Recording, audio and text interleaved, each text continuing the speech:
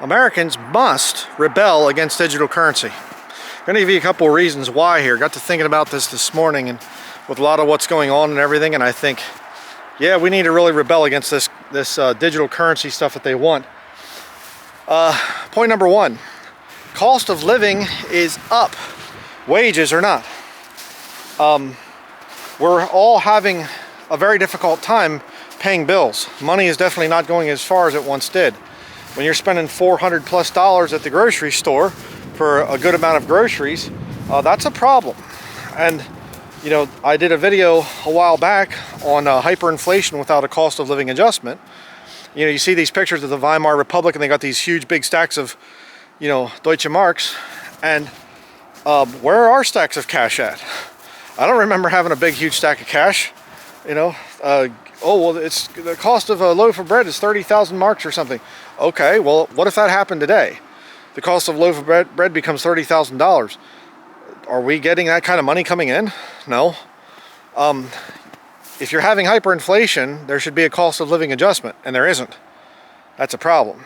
Okay. Tell you another way to look at this whole thing. Why we have to resist digital currency. Digital slavery is what it would be. Let's just say that I'm having a real hard time with paying for groceries. So I come down in here to my property, and this old piece of this, there was a sawmill right over here, and that old thing right there, not even sure, it's part of the, like where they would, the carriage, it was a circular sawmill, so this thing has gears in underneath it, and that would run, you know, the big circular sawmill, and it's like a carriage, and the, you know, the log is basically moved past the saw and the blade and everything else. But hey, I need money. Okay, so I put this thing on Craigslist. What do I want for it? If I put it on Craigslist or Facebook Marketplace or something, if you have that, you want cash, right? You don't want somebody coming and saying, oh, let me just, you know, kind of tap my phone on your phone or something like this. And did it go through? I think it went through. And the guy goes halfway home and you go, oh, wait, the payment didn't go through. Or, oh, he ripped me off or something. No, we want to have physical cash. And, you know, before you go into some little la-la land of silliness and say, well, they could use counterfeit money or whatever. Yes, of course. But counterfeiting is 10 times easier with the digital currency stuff, all right? But here's the other thing about that.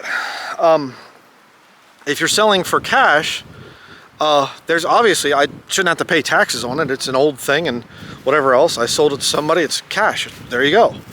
But if they have digital currency and they can track everything that you're doing, don't tell me that they're not going to tax us for everything. Oh, you sold an old hutch that you don't need anymore. You sold an old car that you don't need anymore, in terms of, you know, one that doesn't run or something like that. You're not going to be putting on the road. There wouldn't be the excise tax and all that. Anything. They could tax every single thing that we do if we go digital with our currency. That's a problem. Another issue which has come to light recently is the whole thing of the penny being ended. And I heard a guy say at a coin shop, he said literally it's something like, I forget what it was, 300 billion pennies have been minted since the beginning of the whole penny thing here. And he said it's really not an issue of, you know, oh, it's going to cost us 3.69 cents to make one 1 cent penny. He said that's not really the issue. The issue is that people are hoarding pennies. Why? Why would people hoard pennies? Because they don't trust the currency. They know that the currency is crashing. At a copper penny, 1982, mid-1982 and back, older, are the only things of actual worth. The things that would have some value to them if the dollar is completely eliminated. Dollars are just paper. They have no intrinsic value. It's just what's printed on them, what's perceived to be there. All right? But a copper penny has at least some value. There's some redeemable quality to it. So that's why people are hoarding it, because they don't trust the currency situation. So, of course, the modern pennies are just, you know, copper paint on top of zinc, basically. They're not worth anything. But the whole point is, if everybody would get their pennies back out in circulation, there'd be no shortage. There'd be no problem. So it's another sign of the times. It's another sign of what's going on. All right? How about the Trump stimulus check thing? Have you heard about this? Well, we're going to have 50-year mortgages, 15-year car loans, I think it is, and we're going to give $2,000 to every American. Okay? Let me ask you a question. The last time he did the stimulus check, the first time around during the scamdemic thing, did it help or hurt the economy? It hurt it, didn't it? Did the economy get better because of the stimulus checks that he gave out the first time around? No, it got worse. What do you think is going to happen when he does it again? Here's free money for everybody. Let's print some more money and we'll get some more money out there. It's going to make inflation worse. As Donald Trump says, it's better now.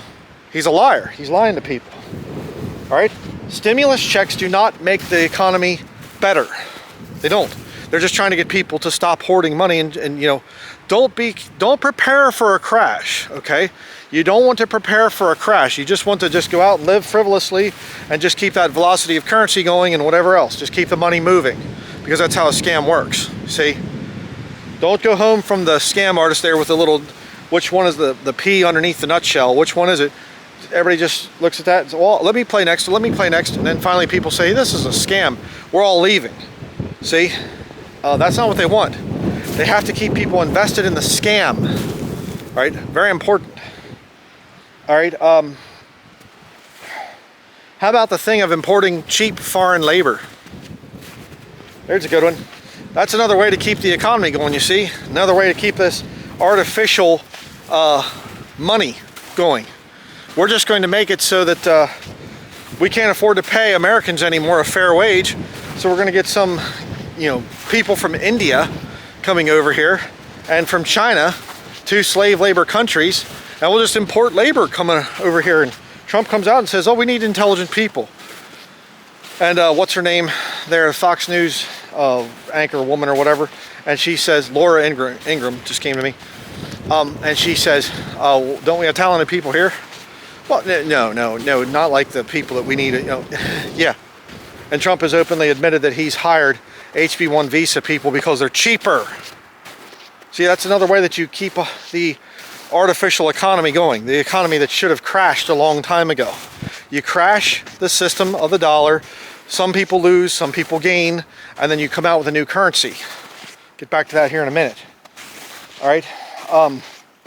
How about the thing of anything digital being hackable? What about that? Oh, we're gonna have all your finances just there and it's all going to be digital and it can't be hacked? It's secure? Please.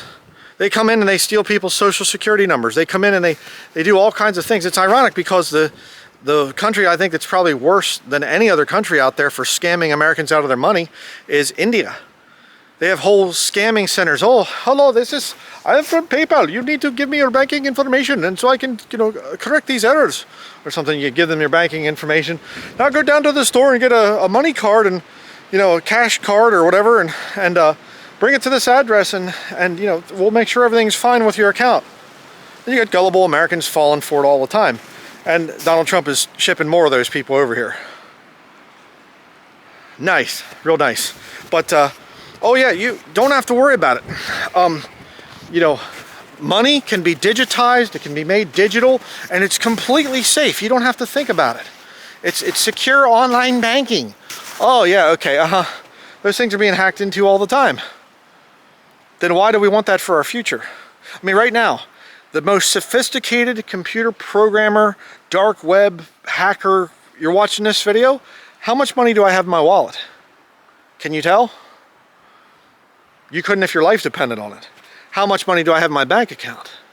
I mean, if you really wanted to spend some time, it'd be a waste of time because there's not much in there. But if you really wanted to take the time to try to hack into my bank account, you could do it. Not because I do online banking, but because my bank does online banking.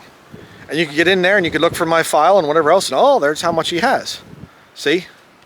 That's a problem. If that's all that there is in the future. I have no money in my wallet anymore. I have no coins. I have no paper. So what needs to be done? Americans must demand an end to the Federal Reserve Bank, and I believe a new U.S. minted currency needs to be developed. And I mean, ultimately, I know people are going to say, but Brian, that's not going to solve another fiat currency or whatever. I get it. I understand that. But till we get some other things figured out in this nation, I think we need to get back to having a better currency. And, you know, I'd like to hear people's thoughts on it. There's some very intelligent people that watch this channel, and I like to hear people what they have to say. So certainly give me your thoughts on it. Say, well, here's why it wouldn't work if we printed our own currency or another currency or whatever else. But this digital thing, again, I have to go to the store today. I'm going to take the cash that's in my wallet and go buy something. And the store says, okay, yeah, legal tender, whatever you want to get, doesn't matter. If you want to buy a $2,000 worth of meat or something, that's your thing, whatever. But what happens when it's digital?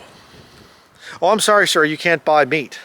You can't buy other things. You're not worthy to get those things. That's a problem. That's a very big problem. So we have to resist digital currency. I see a lot of people and they just kind of, well, I guess there's nothing we can do about it. It's just the way it is.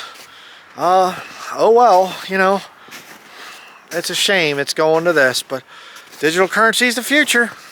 We have no choice. Well, we have to fight it. And I'm not going to just give up and just say, well, okay, that's just how it is nowadays. You know, no, I'm going to fight. I'm not for it. I will never be for digital currency. It's of the devil. So let me know your thoughts in the comment section below. And as always, thank you very much for watching.